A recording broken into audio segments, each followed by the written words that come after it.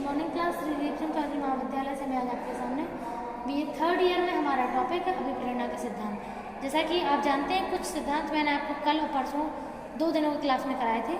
आज हमारी third class है सिद्धांत को लेकर के, चूँकि ये आते हैं इसीलिए आपको कराया जा रहा है। सबसे ज़्यादा सिद्धांत आपके अभिप्रेरणा में ही आपको मिलेंगे। ठीक, तो यहाँ पे आज हम 4 सिद्धांत देखेंगे। तो पहला तो हमारा है मैकलेलैंड का आवश्यकता सिद्धांत। ठीक, तो मैकलेलैंड ने जो सिद्धांत दिया है इनके अनुसार 3 आवश्यकताएं इन्होंने बताई हैं, 3 मुख्य हैं। पहला इन्होंने बताया उपलब्धि की। ठीक है, इन्होंने बात जो है मतलब पूर्ण जैविक रूप में नहीं की है, इनने ऐसे बात की है कि उसमें जैविक और पर्यावरण दोनों ही इंक्लूड हो जाता है, यानी कि उपलब्धि की आवश्यकता। उपलब्धि क्या होती है? उपलब्धि मतलब जहाँ हम आज हैं वहाँ हम कल नहीं हों, यानी जीवन में हमेशा ग्रोथ करें। आज हम जहाँ हैं कल उससे ऊपर हो, परसों और उससे ऊपर हो, नरसों और उससे ऊपर हो, यानी कि जीवन में हमेशा चाहे थोड़ा बहुत ही करें लेकिन गेन जरूर करें, यानी कि विकास जरूर करें। तो उपलब्धि अगर हम कर रहे हैं तो यानी हमने जीवन में हमारे अंदर अभिप्रेरणा है। अगर हमारे अंदर उपलब्धि नहीं है, हम उपलब्धि बिल्कुल नहीं कर रहे हैं, इसका मतलब हमारे अंदर ग्रोथ वाला जो अभिप्रेरणा लेवल है वो नहीं है।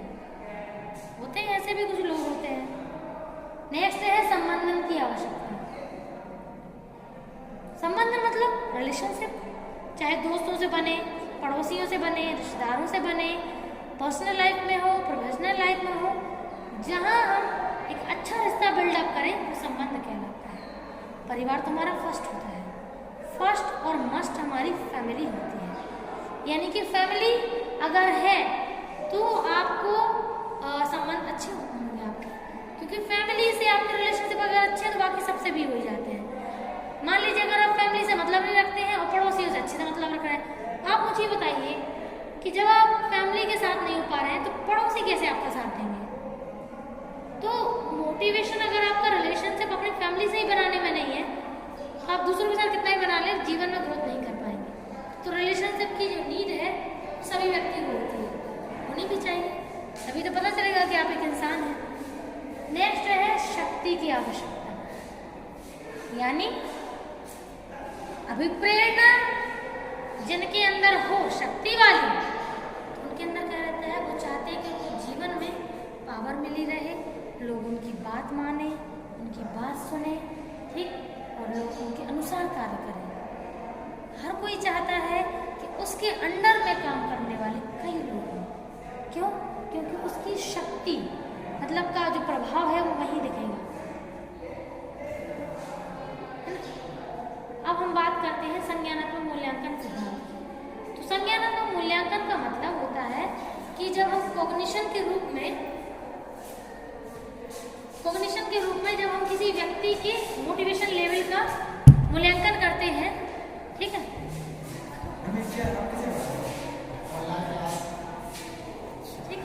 जब हम मेजरमेंट करते हैं पर्सन के कॉग्निशन लेवल का कि पर्सन क्या सोच रहा है, कैसे कर रहा है, उसके भीतर उस काम को करने के लिए कितनी क्षमताएं हैं, क्या अभिप्रेरणा है, ठीक, तो वो संज्ञानात्मक मूल्यांकन कहलाता है। यानी कि उसकी थिंकिंग, थॉट, रीजनिंग, उसका मोटिवेशन, उसका लर्निंग, उसकी मेमोरी, ये सब चीज़ें डिफाइन करती हैं व्यक्ति के मोटिवेशन को। और मोटिवेशन बनता कैसे है? व्यक्ति के कॉग्निशन से। लेकिन इसमें इमोशन काउंट कभी नहीं होते हैं, ठीक, जैसे कहते हैं ना कि एक तलवार में, एक मैदान में 2 तलवार नहीं रह सकती, तो सेम टू सेम इमोशन और कॉग्निशन दोनों एक साथ कभी नहीं हो सकते, ठीक, क्योंकि कॉग्निशन में फुल लॉजिक होता है और इमोशन में पूरी चीज़ें इलॉजिकल होती हैं। नेक्स्ट है लक्ष्य निर्धारण सिद्धांत, यानी कि अगर हम किसी एक गोल को निर्धारित कर लें, ठीक है, कोई एक हमने एम या गोल बना लिया है, तो उसके लिए जब हम काम करते हैं तो अपनी पूरी क्षमताओं को लगा देते हैं और उसमें मोटिवेशन लेवल सबसे ज़्यादा यूज होता है हमारा। अगर मोटिवेशन नहीं होगी तो आप लक्ष्य को बना तो जरूर लेंगे लेकिन आगे करेंगे नहीं उसके बारे में कुछ भी, ठीक, जैसे कहते हैं ना कि अपन ने सोच लिया कल से पढ़ना है, बस अगर कल से सोचा है तो कल से पढ़ना, वैसे ही नहीं होगा, है ना, कल मतलब फिर तो कभी नहीं होने वाला। अगर पढ़ने का सोचा तो अभी से पढ़ना पड़ेगा, है ना, पूरी प्लानिंग करनी पड़ेगी, किस मेथड से पढ़ना है, किस स्ट्रेटजी से पढ़ना है और कब तक पढ़ना है और किस टाइम पे क्या पढ़ना है। और अगर उस समय